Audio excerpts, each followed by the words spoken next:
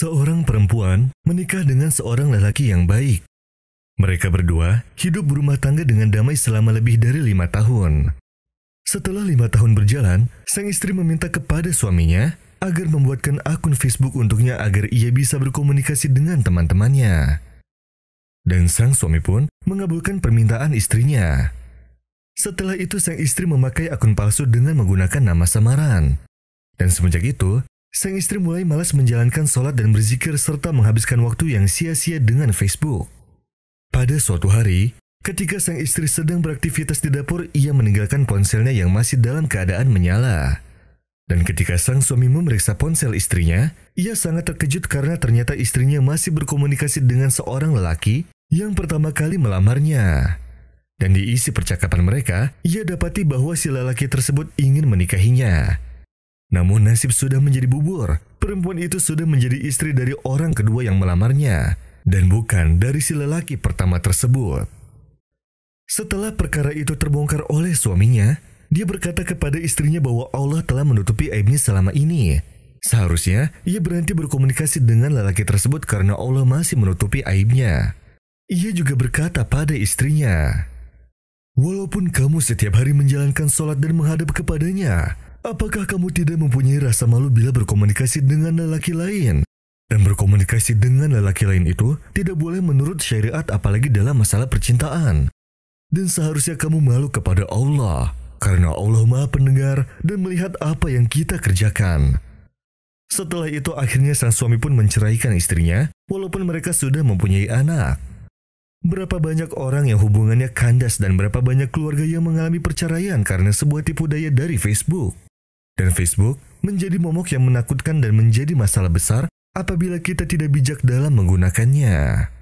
Inna Allah la yazlimun nasa syai'an walakinna nasa anfusahum yazlimun.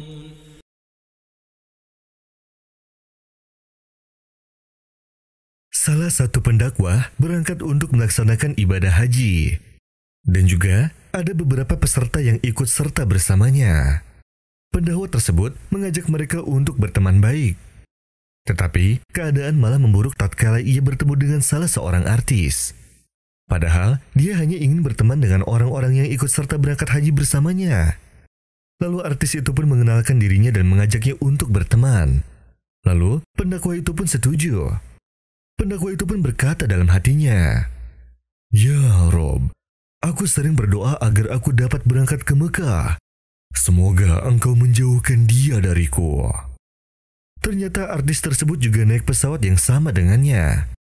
Lalu, sang pendakwah pun naik pesawat dan melihat kursi di sampingnya masih kosong. Ketika dia sedang berzikir kepada Allah dan membuka mushaf sambil membacanya, tiba-tiba ada seseorang yang bertanya kepadanya, "Apakah kursi ini nomor 50? Lalu pendakwah itu menjawab, "Ya, benar." Lalu lelaki itu mengucapkan terima kasih kepadanya, kemudian dia duduk di sampingnya dan ketika pendakwah itu menoleh kepadanya, ternyata itu adalah artis yang bertemu dengannya barusan. Pendakwah itu pun tersenyum kepadanya. Dan ia juga mengucapkan salam untuk kedua kalinya kepada artis tersebut. Dia sempat berharap dalam hatinya bahwa orang tersebut bukanlah si artis tersebut, melainkan orang lain. Serta dia juga berharap bahwa orang yang akan menjadi teman yang selalu mendampinginya adalah seseorang yang lain, bukan artis tersebut. Yang mana seseorang itu bisa membantunya agar terus berpikir kepada Allah, bukan orang yang terlihat tidak beragama seperti artis tersebut. Dan ternyata si artis tersebut juga menginap bersama pendakwah tersebut di hotel yang sama pula. Dan kamar si artis tersebut berada di samping ruang si pendakwah. Artis itu selalu mendampingi pendakwah tersebut selama perjalanan haji. Namun, si pendakwah itu selalu mencoba menghindarinya dengan cara yang baik. Hingga pada akhirnya datanglah hari Arafah untuk melempar jumroh. Dan hari itu disertai dengan turunnya hujan yang sangat deras. Kondisi pada saat itu pun juga agak sedikit banjir. Lalu para jemaah haji berhenti sejenak dan berteduh di kendaraannya. Namun keadaan cuaca pun semakin memburuk. Dan semua peserta haji pada saat itu berdoa kepada Allah dengan rasa takut. Karena mereka berada di antara gunung dan padang pasir. Lalu artis itu keluar dari kendaraan di antara para jemaah haji. Kemudian pendakwah itu melihatnya keluar secara diam-diam dan terlihat sangat mencurigakan. Lalu pendakwah itu pun mengikutinya dari belakang. Kemudian ia mendapatinya sedang berdoa kepada Allah dengan khusyuk, seraya berkata, "Aku telah berdosa kepada Engkau, dan aku selalu bermaksiat. Aku tidak pernah sholat kecuali di hari ini, dan aku belum pernah berpuasa di bulan sucimu. Tetapi hari ini aku datang mentaatimu. Aku bertobat dari setiap maksiat, dan aku bertobat dari setiap apa yang membuatmu murka. Apakah Engkau tidak mengabulkan doaku, ya Allah?" Padahal Rasulullah Shallallahu Alaihi Wasallam bersabda, "Sesungguhnya Allah Ta'ala membentangkan tangannya pada waktu malam untuk menerima tobat orang yang berdosa pada waktu siang, dan Dia membentangkan tangannya pada waktu siang untuk menerima tobat orang yang berdosa pada waktu malam hingga matahari terbit dari tempat terbenamnya. Ya Rob, janganlah Engkau siksa mereka disebabkan olehku. Ampuni aku, ya Allah." Lalu pendakwah itu pun berprasangka baik kepadanya karena sang artis menangis terseduh-seduh kepada Allah dengan khusyuk. Akhirnya turunlah keajaiban di mana hujannya tiba-tiba berhenti, lalu matahari pun muncul sedikit demi sedikit. Itu semua merupakan sebab doa dari sang artis tersebut. Dan di sana, sang artis tersebut mengusap air matanya dan kembali menuju kendaraannya.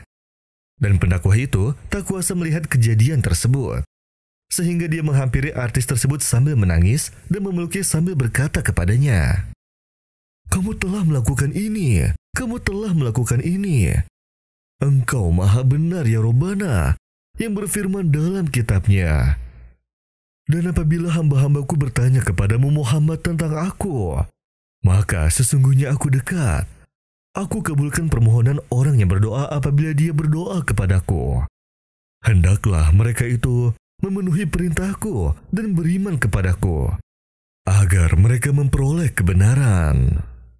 قل يا عبادي الذين أسرفوا على أنفسهم لا تقنطوا من رحمة الله إن الله يغفر الذنوب جميعا إنه هو الغفور الرحيم وأنيبوا إلى ربكم وأسلموا له من قبل أن يأتيكم العذاب ثم لا تنصرون واتبعوا أحسن ما أنزل إليكم من ربكم من قبل أن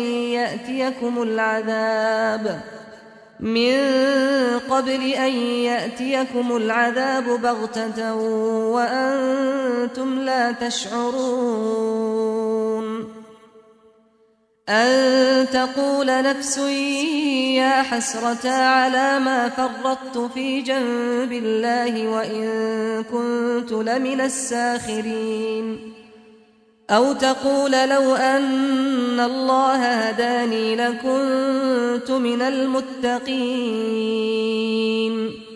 أو تقول حين ترى العذاب لو أن لي كرة فأكون من المحسنين بلى قد جاءتك آياتي فكذبت بها واستكبرت وكنت من الكافرين